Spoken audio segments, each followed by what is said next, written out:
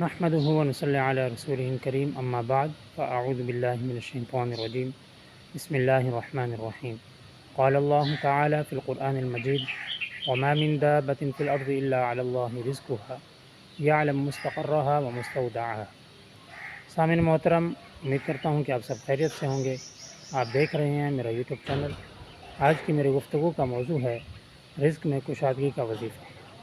رب تعالیٰ نے قرآن مجید فرقان حمید میں ارشاد فرمایا وما من دابۃ فی الارض الا علی اللہ رزقها، کہ زمین میں کوئی جاندار بھی ایسا نہیں ہے جس کا رزق میرے پاس نہ ہو۔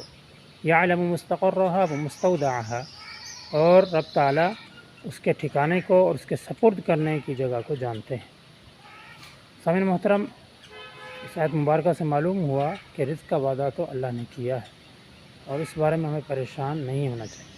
ہاں، اگر ہم فکر مند ہیں کہ ہمارے رزق میں اضافہ ہو، اللہ رب العزت ہمارے رزق میں بہتری فرمائے، تو اس کا ایک وظیفہ، ایک عمل میں آپ کو بتلاتا چلتا ہوں۔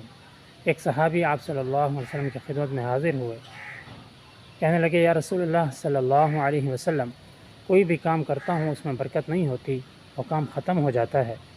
آپ کوئی ایسا عمل، ایسا وظیفہ بتلائیے جس کو میں کروں تو میرا کام میں برکت ہو، اللہ رب العزت غربت کو ختم کر دیں۔